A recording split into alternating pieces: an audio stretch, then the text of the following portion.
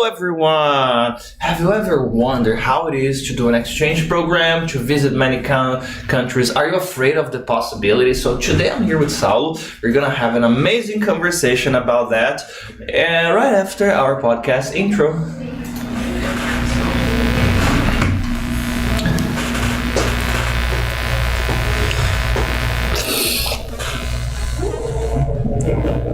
Hello, Saulo. How are you, man? Fine, and you?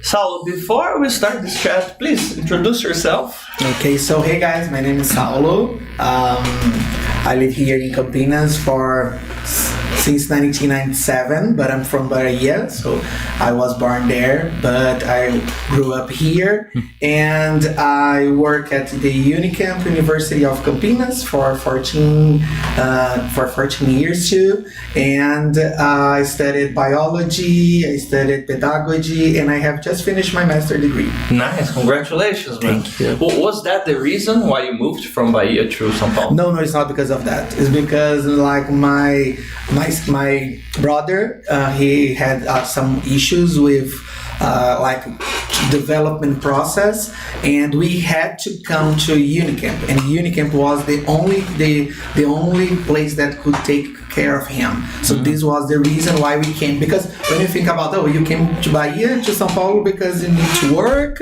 you come here to do what? No, it was only because of the health and thinking about this, and we loved the city and we stayed. Nice. Comparing the two cities, I'm gonna ask you a lot about that. What were was that the first experience of a so-called cultural shock that comparing yours? Which was your city in Bahia? Oh, before? really? Yeah. What, small the city is really, really small. Yeah. The name of the city is Guanabi. Guanabi? Yeah. Shout out to you, Guanabi. You are always here with us. I said to my mom and said, look, put it. Nice. And then you moved to Campinas. Campinas, man. Okay, for some people this is a little... Can I say bad things about Campinas? Oh, please do. I will be the first to argue on worst drivers ever. Yeah, true. Fuck, terrible.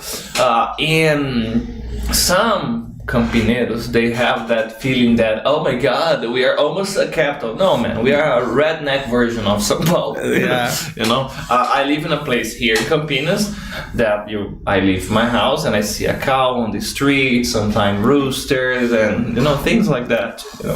So, what was your first impression from here, man, in terms of cultural shock? Yeah, I was really little, so 7 years old, but I noticed that I had to adapt myself because we have different bubbles here, and to be accepted here is really complicated.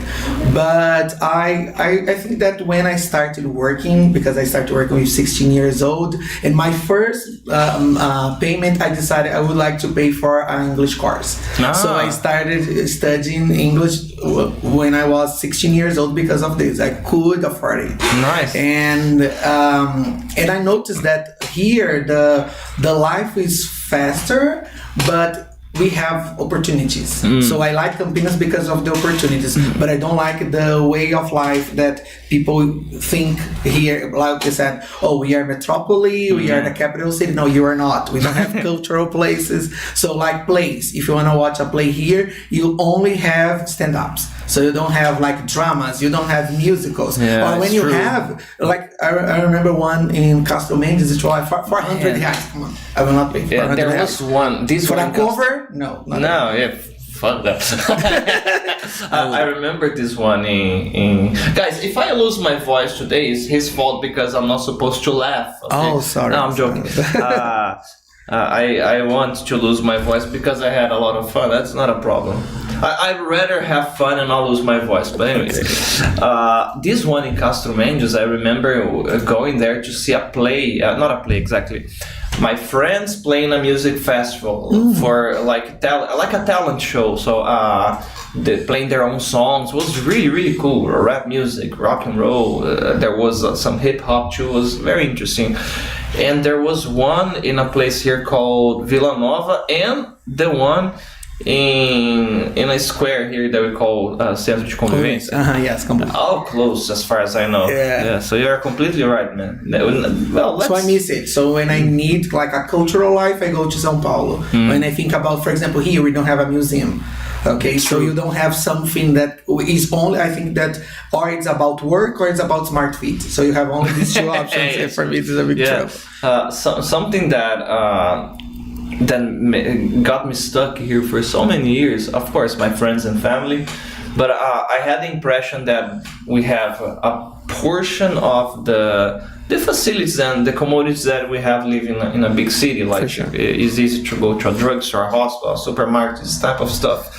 But at the same time, if I don't know, I want to go camping or go fishing, it's not that far, you know. So, but now, man, when I notice myself getting stuck 40 minutes from my house to work, I say, well, now we're getting the bad aspects of a big city as well, you know. But anyways, and the price of the like to live is expensive too. It's true. Another big issue. Going back to what you said, Saulo, you were 16 years old.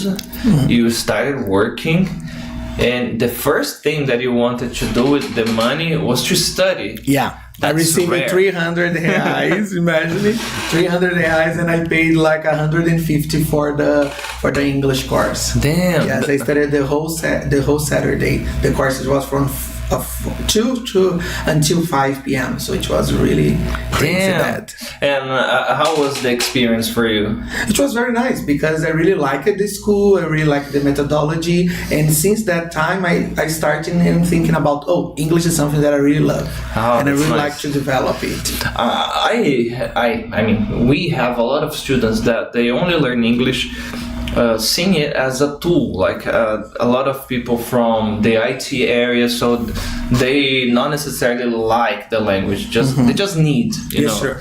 And what can you say for the students with this profile, something that they could do to get interested, or how has English changed in your life? Yeah, this is really important. I think that you need to live the language. You need to think about where can I go with this, because the possibilities, they are higher when you can speak English.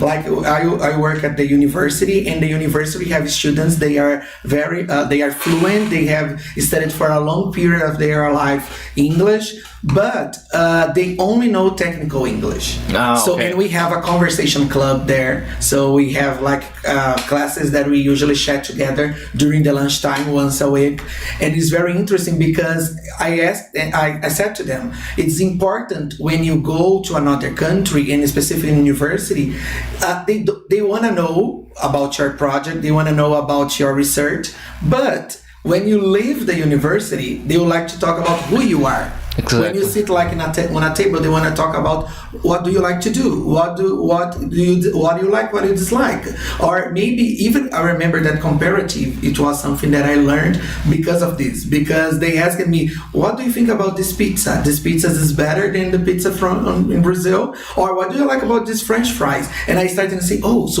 comparative and superlatives are important because they want to talk about real things, not about like technical stuff. This is something that really helps when we are studying grammar, and you notice the students are struggling to get the grammar topics, is just make an association with anything real in your life. It can be foods, can be TV shows. That, for example, we're having the Geek Month, you know. Who would win a fight? I don't know, Superman or Sentry from Marvel, or Batman versus Cyclops from the X-Men. Hulk versus Blue. Yeah, exactly. Yes. Goku versus Superman. And people, when you do this in a conversation, it's beautiful because automatically all the shields, the insecurities, they drop. And of course it will be Goku, or of course it will be Hulk because of the. I vouch for you, okay, big guy? Yes. It depends which version of Hulk and which version of Goku, but that's a conversation for another episode. Yeah. So it definitely makes a difference because you see the purpose of the grammar structures that you're learning. Exactly. Talking about learning, you had the help of an evangelical church. Yes. The ways that I started. What's about that, man? Yes, I started when I was a child. So like I won a type of scholarship and I could study for 2 years in a specific English course, and the church was responsible to pay for the course. So yes, so I did this course only when I was 10 to 11 years old, only 2 years. But like when finished, the school asked like this, now you need to pay. So how I'm gonna pay with 11 years old? Okay, so my parents, they didn't have money for that. We can afford it. I have 3 siblings, so it was impossible. And this is what I think that started my fire in that time, because I think about it. Okay, when I start working, 16 years old, teenager, it was the only thing that I'm gonna do. Yeah, now I can pay it. Man, that's beautiful. I remember I have the utmost respect for those translators, because I used to go to a Baptist church when I was a kid, and sometimes we would receive missionaries. We used to have a person from the church, a Brazilian person, that was doing the translation. You know, man, for me, I imagine that's impossible, because one thing is you translating something like, oh, he went to the park and he drank some wine. Yeah. The other thing is biblical stories with like tabernacle, for example. I don't know how to say that in English. If you know, our gospel songs. Yep, exactly. You know. So it was really impressive, and I imagine, oh my God, when I learn, I want to be like this. The person was like preaching and saying the things, the stories, and then this happened, that happened, and the person translating simultaneously. So most of the time it's like this, yes, what they prepare. It seemed to be like impossible. And my first English trauma was because of this church, in a way. I have this cousin, he used to study English, so he was kind of intermediate, so he could talk to some of the American kids there. And I had an American friend, but I knew a few words, you know, in English. The kids didn't know how to speak Austin, his name. Damn, I remember that. You remember a lot about that. Yeah. And I had a crush on his sister too. Oh, maybe that. That was not the reason I was his friend. That's you know. But funny thing though, we could communicate just with like kind of gesture and a few words. And then I remember a day they were having a chat about something random. I say, oh my God, I will try to be part of the conversation. It was my cousin, some American kids. And I think I looked around, there were many people there, you know, and I noticed, they're talking about the people here. And I did something like this, oh yes, varies. And they're like, what is this, right? Varies. And I said, oh my God, I said something wrong. Okay. Yeah, but like it was a good experience when I was learning as a child and inside the evangelical church, because I had to learn like the gospel songs, and I remember that they used to ask me to translate them into Portuguese. Yeah, so it was nice that, and of course they were correlated with the Bible. But I remember specifically that 2 things that I really remember, and because of the evangelical church, was this service. Because when I went to Canada and I visited a church there, so, what time is the service? Service? Which service? Food? I don't want to serve. And they said service. Okay, and I learned that, okay, so the service is what we have here on a Sunday morning. Yeah. And another thing that I really learned that I still remember is when we received some priest from the United States, and we were like inside, like from his hotel until the church, and he started looking like the black things or the pictures on the walls, and he looked and said, oh, this is vandalism. And I said, what? Vandalism? I said, oh, this is the word for that. I didn't know. It's not a graffiti. Graffiti is totally different. So I learned what is graffiti, what is vandalism, what is service. So it was a very good thing. And this is a beautiful example of the natural process that we do. True. No, without using translation, say, so this is that. Exactly. It's a right. Just want to write to the church. You also have a degree or two in biology, right? Yes, I studied biology first. It was my first degree, and during the pandemic, I finished that the education, so it was pedagogy, and I decided to mix them together, so the biology with the pedagogy, and I did a master in health education. Oh, that's very interesting. So, what is that exactly about? Oh my God, really? Yeah. Okay.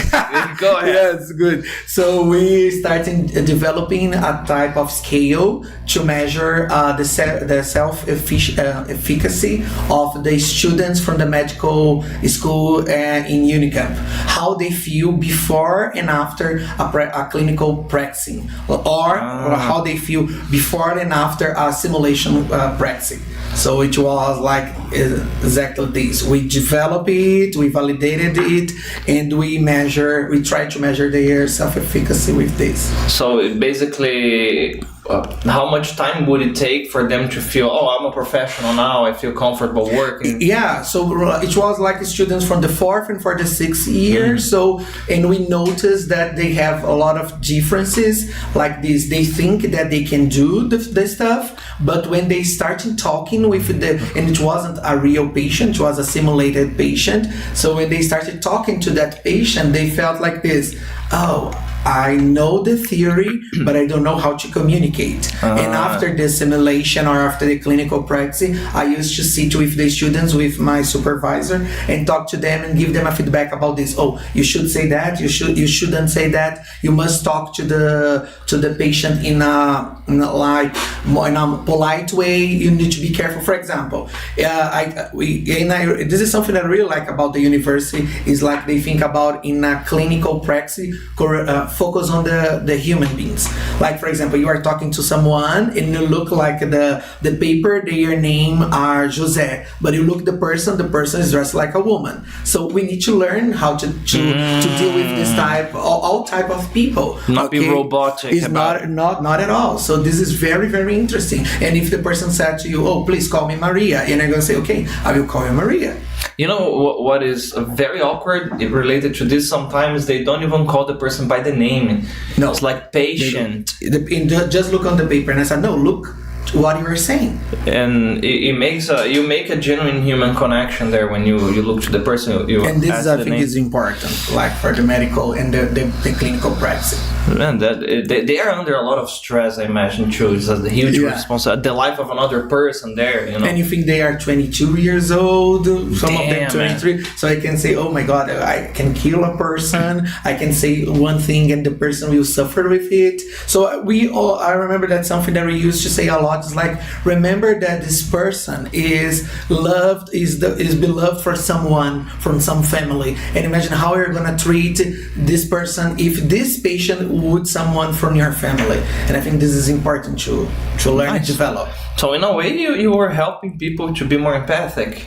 I hope so. Which was like we did for like almost 4 years, because I started during the pandemic time, so it was very, very hard. And I finished at the beginning of the epidemic as well there. Yeah, so it was really crazy to do a master degree at that time. But I finished. So, but if you asked me, would you like to start the PhD? I'm not so sure. Okay. Not yet. And then you mentioned. Claudio answer here. Tabernacle. Thanks, Claudio. Thank you, Claudio.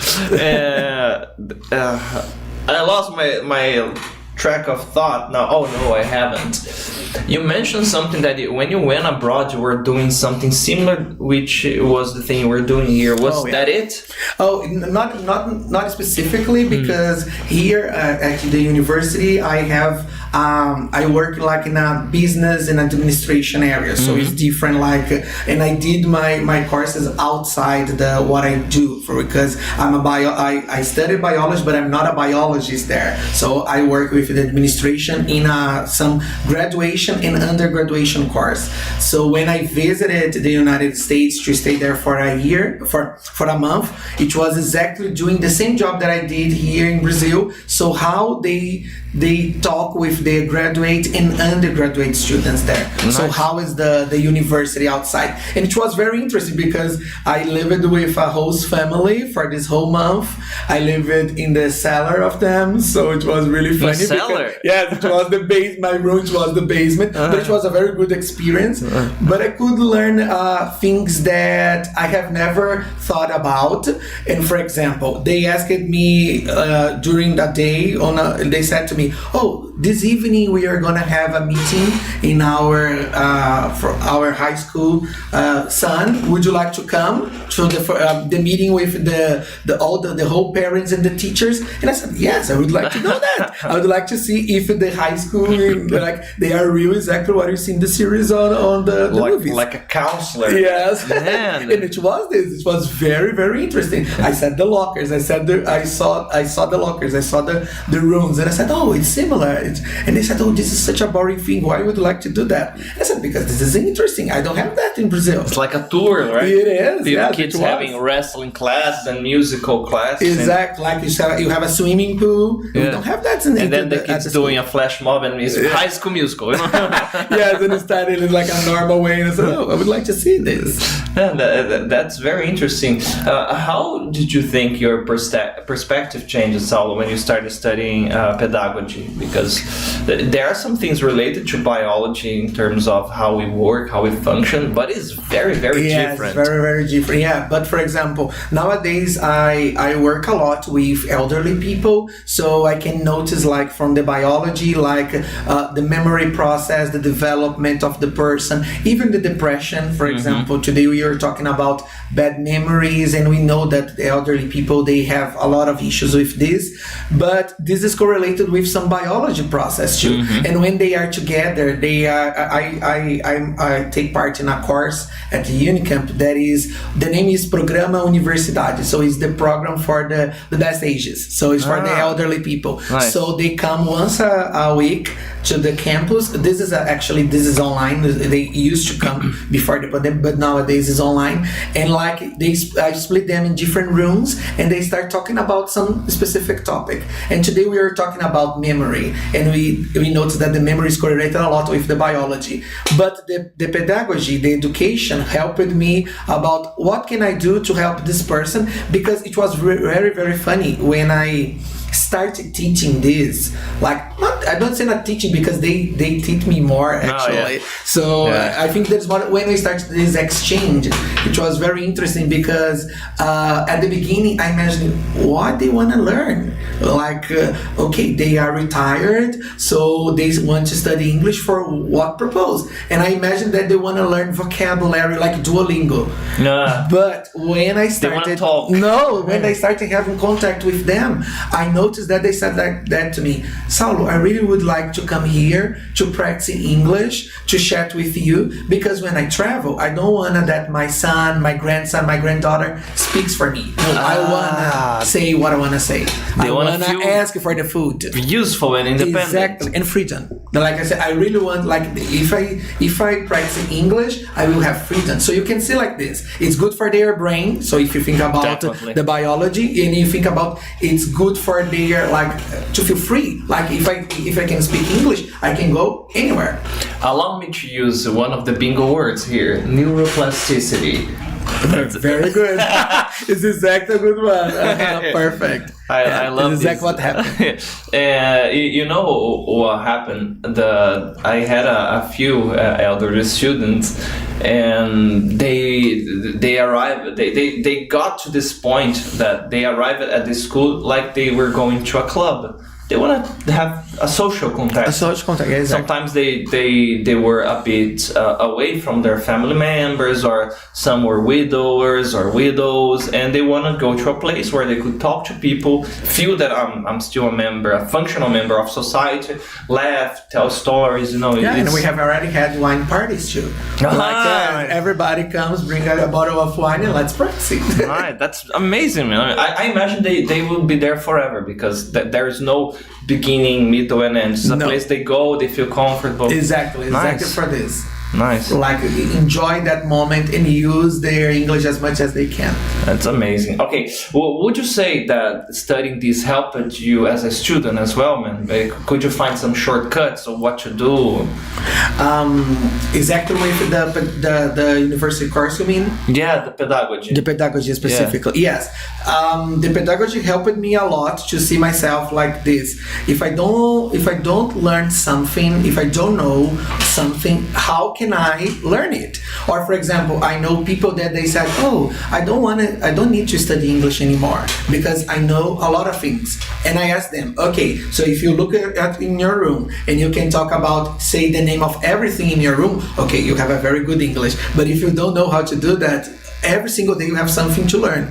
And I applied the pedagogy in my life, like about new strategies that I can do to teach, new strategies I can do to learn. And like if I'm not learning, what can I do? Like present perfect. I only learned present perfect correctly when I went to Vancouver for when I went to Canada. So there I really learned how to use the present perfect and how they use the perfect tenses.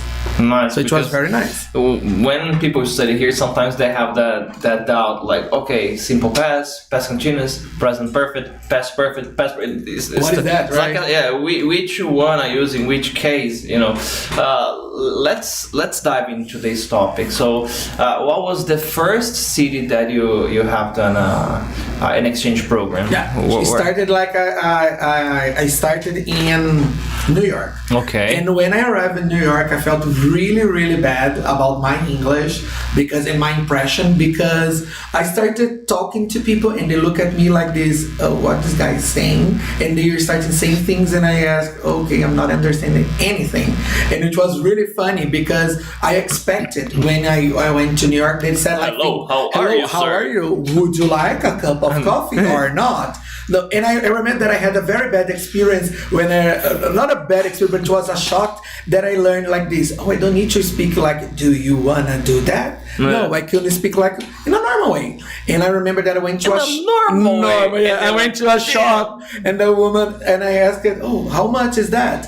And the woman said, $254. And I say, $254? And I said, sorry, I didn't get it. And they hate when you say sorry or what? What I think that is worse when you say that. And she said, $254. And I say, $254, what does it mean? And I looked and said, $25.40. Yes, I was expecting it. And she said, $254. Like, and I said, oh my God, I'm so silly. She became a fantasia presenter. Yeah. And I said, oh my God, I'm so silly, I'm so stupid, I don't know how to speak English at all.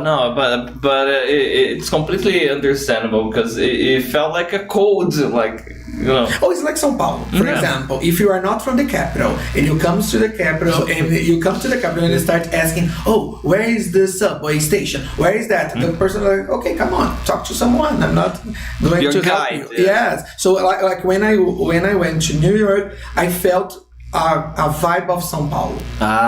Because it's a capital city, is like São Paulo is a capital city, it's a huge city. New York is a big city too, but like the people, they were really similar. Like everybody's in a hush, so they don't want to time to talk to you, deal with your issues. It's not my business. If you fell down, stay on the ground. Don't fall in my way. Yes, please. I will on the curb. Yes, I will skip it. Yeah. So it was very similar that. But that was the reason that I returned it. So I went to New York twice. And the second time was much better. The second time you arrived like, I said, okay, hey bro. So this is a nice expectation to break with our students. People don't speak formally on the streets everywhere. If you go to maybe a British city, maybe you will see some people say, I would like to pass, excuse me. Yeah, but in New York, it's not quite, right? No, you can say whatever you want, actually. And I think something important is learn with the accents too. Because you are going to talk to an Asian person, they say, oh, sorry, I didn't understand what you said. And I said, oh, it will be different. And I think the most important thing is you don't need to speak as a native speaker. No, think this is important. For me, the Embrace most important... your Brazilian Exactly. accent. Why not? Why Yes. not? Okay, we were talking about Fernanda Torres before, and I really recommend that her interview speaking English. It was amazing because she didn't pretend to be a native speaker. She speaks the way she speaks, like a Brazilian. Yeah, and it's a nice icebreaker too if you wanna have some social contact and make friends. They'll say, well, you sound differently. Where are you from? And that's it. You start a conversation. Better than like I said, oh, I don't know, like I'm not. What? Exactly. So, how long have you stayed in New York? Oh, it was a short period the first time, so it was only 1 week. Okay. And after I moved, I With the trauma. Yeah, the trauma was it was a big trauma. And I went to Canada and stayed there for a month, Nice. studying English. Vancouver, exactly. Okay. They asked me, would you like to go to Vancouver or Toronto? And I said, and they compare like this. Toronto is like São Paulo. Vancouver is like Rio. Yeah, because of the nature, stuff. So, like I said, okay, I would like to go to Rio. So let's go to Vancouver. Nice. And when I arrived there, I noticed like this. Oh, I can speak English because they speak like in a not normal, but in a formal way. Sounds more like a British. So they pay more attention in communicating with the person. Yes, exactly. So like they when they look at you and they notice that you're not understanding what they are saying, they stop and say, "Oh, did you understand? Let me try to explain another way." So I got it. Why people decided to go to Canada to study English because of this. I think like the patience, the polite. They are polite people, so they can be really kind with you if you can understand things. And I lived with a host family there too, and it was very interesting. But the only moment that we had together was the dinner time. Okay. They were elderly, and we lived again in the basement with 3 different rooms with 1 shared bathroom. So I was the guy from Brazil, it was another guy from Venezuela, and a girl from Germany. Nice. It was very nice. So this is what I really recommend about staying with a host family instead of staying like alone in a place like a hotel or something like this, because the host family, it was a very good experience, and you eat the food they eat. Nice, man. You do the things they do. So for me, it was a very nice. It's really immersive, and again, I imagine you cannot be the same person after an experience like this. Not at all. And one thing that learning English opens so many doors, but I imagine you made a friend from Germany and a friend from Venezuela. Exactly. And did you notice different perspectives in how they saw Canada? Because from Germany to Canada, from Brazil to Canada, from Venezuela to Canada, I imagine would be 3 different starting points. So, for example, something that maybe was impressive to you or amazing for the guy from Venezuela. This is not normal stuff. Come on, we live that, right? Something normal maybe to you was something for the Venezuelan. Yeah, I remember like during the classes you have I studied full time there, so it was very good because I went to the school from 8 to 4 p.m. and when I left the school it was almost the sunset, so it was very nice like this. And when I arrived to my host house, like with the family, we had the dinner time at 6 that we don't have here. So 6 o'clock. 6 too early. Yes, but for them it wasn't, because like imagine 4 it's almost dark, so 6 is okay. It's time to have the dinner. And like the impression that I had about things was totally different. And I remember that during the classes that we had like presentations, and my teacher looked at me and said, okay, and you could choose what about the subject would you like to talk about. And I remember that my teacher, when she looked at me, and in the class it was like with different people, and we have Brazilians too, but we had like Italian people, French guys, we have people from Europe, it was and Asian people too. It was, and you could notice that when you looked at them, they look the same, but one is Japanese, another one is Korean, and another was from Thailand. They don't speak the same language, and the only language they have in common was English. Nice. So this was very nice. But I remember that the Brazilians there in the class, one talked about the carnival and one talked about the soccer. And I decided to talk about the Chinese year. And the teacher looked at me and said, why are you talking about Chinese here? And I said, Because I can. Yes, because I would like to talk about something that is different for me, something that I didn't know about it, but I decided to research and like to discover new things. For me, it was more about it. And of course, I aced it because of this. Nice. So you, sorry. You went out of your comfort zone. Totally. And Nice. I think this is really important because I noticed that when you go there, some people, like they know that inside the school, they must speak in English. But outside, they start speaking Portuguese. So They this don't is the develop. reason. If you see my photos, I with the Asian students. I used to hang up a lot with my the Germany from that who used to live with me too. So because I decided it's something that I really would like to have this contact with different cultures. Man, I imagine what a plethora of accents that you heard there. Because Probably. some Germans that I talked, they said, what are you doing? The what was like a V sound. French too. Like I said, Yeah. I didn't understand anything, but I said just that. Yeah, I said, But I the- agree with you. But this is amazing. Talking again about neuroplasticity. 6 to 8 weeks, if you listen the same accent a little bit every day, you're gonna start to get used to it. Do it, you know. Pick up the tip. What would you recommend to people that are considering? Oh, yeah, exactly. What would you say? It's a question from Claudio here. People that are thinking on doing an exchange program. But they are, I don't know, a little bit afraid or insecure, or they have doubts. What are your tips? So, like, okay, just go, or don't go now. Go wait a little, or do this, do that. Yeah, I'll give you an example about what I did. So, for example, before traveling, I decided to come to Times, and I knew that Times was like 18 months, and I said, okay, I can study 18 months, and after I can decide to go and do my exchange. That was something that I really would like to know and to have this experience. And I decided to study here because, like, I think I really would like to go there and improve my English. Okay. Not only come there and say, okay, so now I will have the opportunity to Learn talk the to basics. native. No, not the basics. And this was very important because the course that I had here in Brazil helped me a lot. When I arrived there, I did, for example, the grammar test, and it was very good. And I had the conversation test. And I noticed that some Brazilians, they failed in the conversation because, like, the grammar they had, but they didn't have the conversation.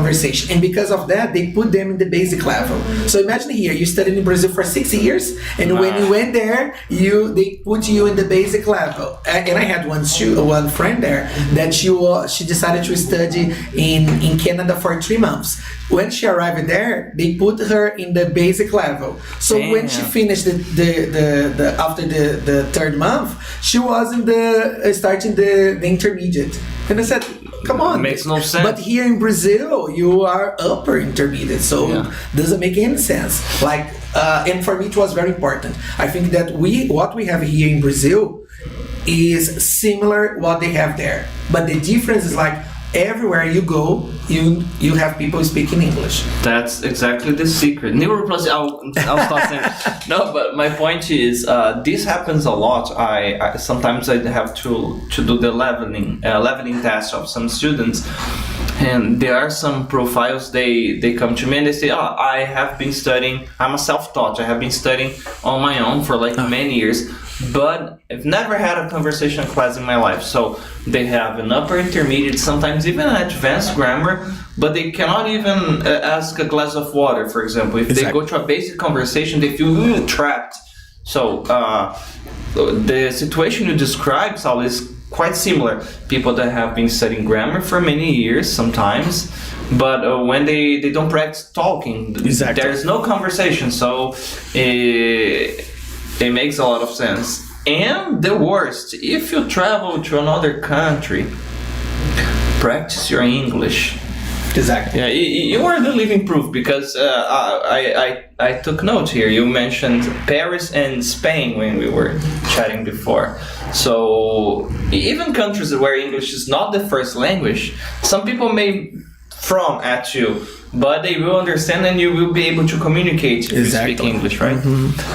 Well, going back to United States and Canada, comparing, what were the cultural differences that you noticed, man, comparing Brazil, United States, and Canada? Like, this is what I can say about these three places. In the United States, they are very different, depends where you go. Like, for example, I went to New York, I went to Miami, I went to Chicago. So it was 3 big cities, but 3 different types of Americans, I would say. Yes, and even 3 types of different styles of music, food, and things like that. Nice. Like I put, like New York for me, it was like a São Paulo experience. But Chicago, it was something very, very interesting. You mentioned the food, the pizza, yes, we talked about the pizza, and like the city. You notice that they value more the green spaces, like they have the lake, you visit the buildings, the history. Like in New York, they are focused more about the attractions. For example, I decided to visit the Rockefeller Center. I paid for, at that time it was 400 reais to come to a building, just to see the view of the city. If you asked me again, Saul, would you, if you return, because I really would like to return to New York, would you do it again? No, because I have already had this experience. So probably I would like to do different things that I have never had before. So for me, it's like more about doing these things. And I think about the politeness. I would say, like, I noticed that in Canada, they are more formal. They speak like in a way that you can understand much better than in the United States. I think they are in a rush, I would say. In a hurry. No, they are in a hurry most of the time. So I don't know if they are patient enough for you or not. But the experience that I have with really Native Americans, it was a very nice opportunity, because I had, for example, I went to a brunch that I have never imagined what is a brunch. So it was very good. It's an excuse for eating more. Yes, for sure. And I visit the American high school, which was a very good experience. Or went to the beach in Miami that I was the only guy using swimming suit. And I look at everybody using shorts, and I said, okay, so here is a little bit different. Okay, and so people will stare, baby. Yes, they will. Like, this is very strange. What is that? Are you a superhero or something? Not. No, it was really funny. This and the university, for example, I noticed that with the language that you have on the street, like I say, they spoke in English, is totally different when you are in the university with formal professors, or you talk in a different way. So you don't use a lot of slangs. They don't speak slangs, but it was a very good. Like I went there in September, so they were starting the year, so it was like the fall semester, and it was very, very interesting. They had it. Nice. Did you feel did you miss Brazil, man, when you were at these places because of food or something? Because this is something that a lot of people tell me when they go to other countries. Because you didn't stay there for extensive period of time, but depending, you went by yourself, right? Yeah, exactly. It's very common. You're far from your friends, from your family. Like, oh my God, I miss my bed. Or no, no, it was like I felt if you speak English the whole day, you felt like I remember that at the end of the day I was exhausted because because I went to a place specific. The city that I visited, it was close to Chicago. It was like 1 hour far from Chicago, and the place you only had people speaking English. So wherever you go, you are gonna see people listen to people speaking English. And I remember that when I arrived in the house that I was supposed to stay to rest, the family spoke English too. So I said, oh my God. And I remember that I had some video calls with my friends and my family. You said hello? No. And I said, I miss a little bit the Portuguese, to speak Portuguese with someone like my normal language, because I felt really exhausted. But I think this is important. Like, if you decided to visit a country to do the exchange program, is immerse yourself. So like should be like something like you really that you put yourself there. So live there, go to the supermarket with them, eat the food they eat, have breakfast together, have lunch together, because it's totally different. And here when we return, is the same we have in Brazil. And you will create a lot of interesting memories as well. That's gonna a lot. You're gonna stuck with you. Talking about that, let's go to all the foodies watching us here. What were the different foods that you tried while traveling there? Well, I would say that I ate a lot of Mexican food in the United States because they love Mexican food. Is it spicy? Spicy food, okay, nice, yes. Nice. And the Baiano in you was like, yes, I love it. Inspired. I love it too. Because here we don't have a lot of spicy food, specifically in one like here in São Paulo. You don't go to all the places and you have spicy food. Yeah. And there they had like the Mexican food. In Chicago, for example, I visited a jazz club because cool. I have never had that experience before. And you see people dancing jazz because and I look at the people and say, oh, how can you dance jazz? How do you dance it's it? Like a pair? Yes, they were in pair, like couples, and they said like to me, jazz is a free style. You can dance the way that you want to dance. And exactly like that. You can do it, no problem at all. And then the white guy goes there. Yeah, the Brazilian side me. It was like the experience about the food, about the drinks, like visiting the bars, what they usually do. Nice. But like I think that unfortunately they have a lot of junk food. And I think that can be the problem. Like it's often, like I said before, like 2 slices of pizza and a Coke, $5. So man. Or you are go to Applebee's and eat a plate there for $20. So you can decide it, like what you're gonna do. So I think the junk food is something really complicated there. Yeah, the Chicago pizza is like a big one. Yeah, it's like a big pie. Okay. Yeah, but it was really amazing. I imagine I would like. Is there a thing like the bars they close earlier than here? Yes, in Canada I noticed that because it was cold. I went in January and Vancouver is really famous for rain a lot during the winter. So this is the reason they call Raincouver. So it was very nice.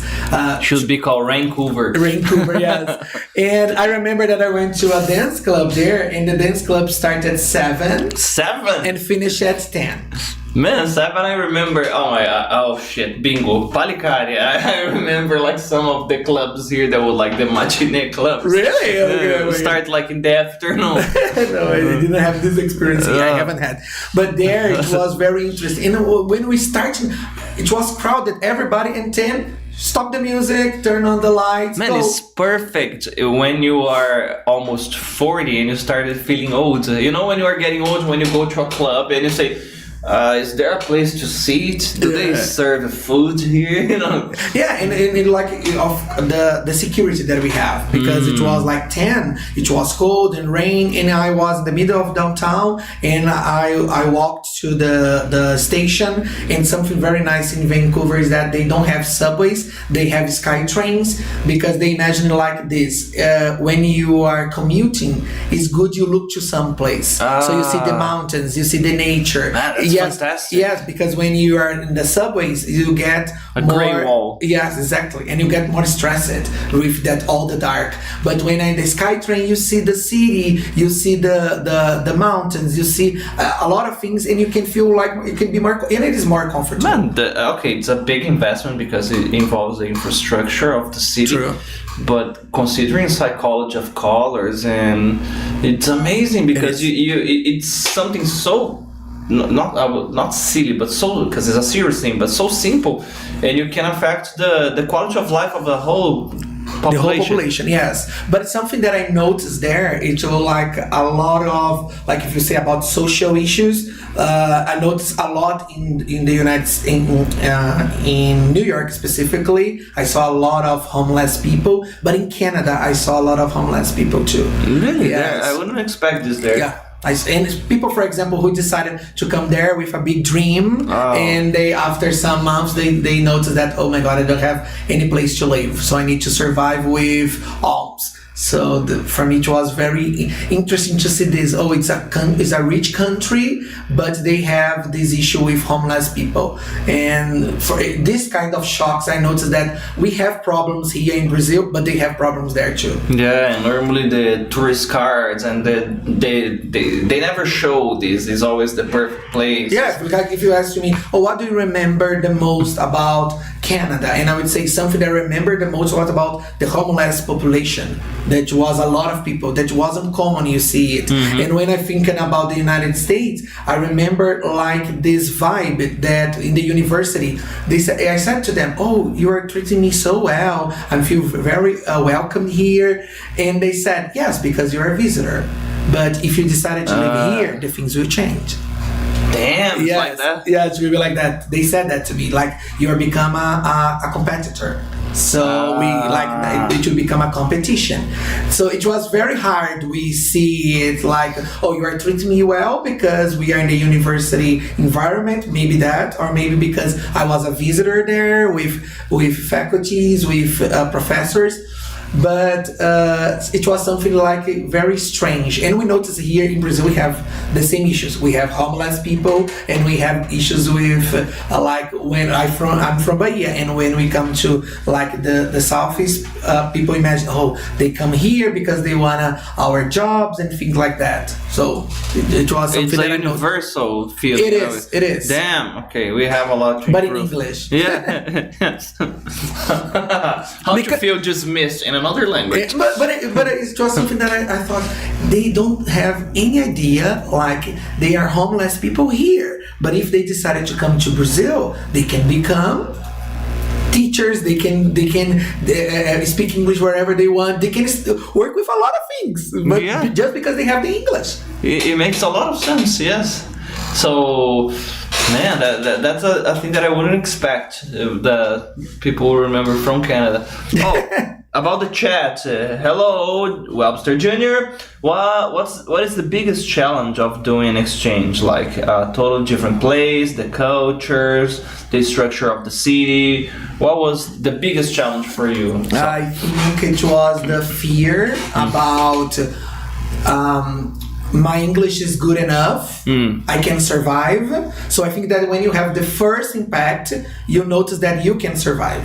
So like you using your English, you can go anywhere. So like I gave you the experience that my last trip, which was to Spain, I don't speak Spanish, not at all, just a few words. And I remember that you used to speak Spanish with me, and I used to answer in English because I felt comfortable with. I felt that English was my comfortable language there. Nice. So and I use it there to visit all the places that I want to visit without speaking Spanish. Both in France and Spain. In France, a little bit because I had to resist, like a lot. No, but I had to learn some words like saying like I don't remember exactly how to say it in French, but it was something like this. Oui, oui. Yes, hello, I'm Brazilian. I don't speak French a lot. Can you help me? Or can I speak English with you? And they said, when I said that in French, they said, okay, yes, you can. I would totally butcher this. I was supposed to say, je m'appelle Maick. And stop it. But Parle English? It would be something like that. Or if you respect the language of the country, they're gonna respect you because they imagine like, oh, you try it. It makes sense. They had that rivalry with English because of the war as well. Anyways, but I guess the vibe that you sent to them, like I'm just making an effort so we can communicate. Mm-hmm. It's not that I'm just disrespecting your language or anything like that. You mentioned something that you felt comfortable with English. So let me give you a little spoiler here, guys. If you're thinking going to another place, and you are one of our students, talk to your reception about the Orlando experience. You're gonna have the very same experience here. Go to a place where you can have classes there, you can do the tour, you're gonna have a teacher with you, and if you want to prepare, you can do the travel experience. Talk to someone from your reception somebody from the school, they're gonna help you with that, okay? And I think this is something good about this is that they chose one place specifically where you don't have a lot of Brazilians. So like it's a place that you have to practice your English. This is amazing. Yeah, it's a very good opportunity. And this is the intention, you know. You will go to places where you can talk, but at the same time that you are there, you are not alone. You have somebody to back you up. Perfect. And something that I say to the students is go to every conversation class that you can with like zero pressure on your shoulders, because you are supposed to commit mistakes there, you know. A lot. And by the way, this is something that people put a stigma sometimes. Have you screwed up in any type of situation there? Yes. Because you are here now, you survived. Yes, I remember that one specifically that I didn't know how to say napkin and straw, and I learned it in New York. Okay. Because I went to I don't know if it was a coffee place or to McDonald's, and I look at the guy, and because I didn't know how to say it, and this is something that I really like about English is this technique about replacement. Because if you don't know how to say one thing, try to say it another way, because you need to speak. You know the little. And I did that, but I did like, do you know that thing that I can do it? And the guy looked at me, what do you say? And I said, oh, that thing that we can put here and put like that. I said, it's straw. And he said, yes. And after I need to put it, and he said, oh, the napkin. So I learned it, and nowadays I will never forget this experience. I'm gonna start using this example, if you allowed me. I'm gonna use this example forever, because we have a classic example of a student that was in the United States. Same thing, exchange, blah, blah, blah. And he wanted a big glass of Coca-Cola. Mm-hmm. But instead of asking for a large Coke, he asked the girl for a large something else. Cock. I like cock. And the woman, what is this? We do not serve that here, sir. And, not yet. and everybody around like, yeah, the story is a bit longer than that, because the second time he ordered, I would like a large Pepsi. He went to the safe. Give me a Fanta. Yes, give me a Fanta. There's a nice message here from Maria. Do you know any Maria? Probably one of my students. Maria Anisa. Oh, it's my mom. Oh, yes. Yeah. It's my mom from Bahia. God bless you. I'm watching. Congratulations. That's beautiful. Shout out to you, Maria. You know. Thank you for making this amazing person here. Yeah. Nice. You have a nice spirit, so that is the spirit of the adventure, you know, to explore, to communicate. This is something very beautiful. I hope you never lose it. And about that, are you thinking a next exchange program? Yes, I really want to do it, and I'm thinking about Europe. Europe? Okay. Yes, but I'm saving money. London. And I'm saving money for that, because it's something that I really would like to have contact with the British English, because I know some British, like some differences, but the accent for me is like a big, it pick me a lot sometimes, but I really would like to have this experience. So London is on my list. Nice. I have a friend, welcome. Shout out to you, man. He has lived there for a year. You know, and the most stupid thing about it is he doesn't speak English, because he was living with his cousin who is Brazilian. But anyway, even though he could communicate, but he said, Mike, you would love here, because I'm a fan of medieval things, fantasy. And he says, I was like running, and then I look at, and there was like this church that looked like 1,000 years old, you know? Exactly. And a lot of cultural places to go. Museums, so I am thinking about all of this stuff. London is not that far from the Stonehenge. That is just a big arc of stones, but I don't know. Imagining the energy, the vibe there. Yeah. So for me, it's aliens. So please come.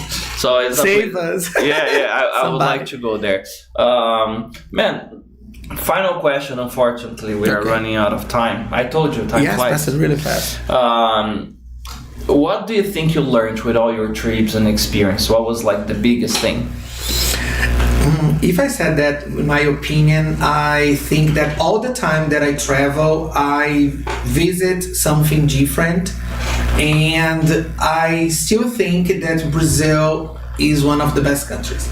So like I wouldn't like decided to move to another country to survive because I don't want to live here. We have a lot of we have a lot of problems here, but we have a lot of nice things that are not few in other countries. But every place that I go, I will remember something different, something new, and something like a new experience about how, for example, my last trip was to Spain. So when I remember about Spain, I will not remember about the sites, but I remember the experiences that I had with the people that I talk, with the people that I met there. So I think for me, these things they are really important that you will never have it if you don't go and visit. And don't be afraid. You must pick up your baggage, your luggage, and go. I think this is really important. Yeah, be like Bilbo Baggins, you know? Go on an adventure. Backpack, come on. Yeah. Thank you so much, Saulo. It was very nice talking to you, man.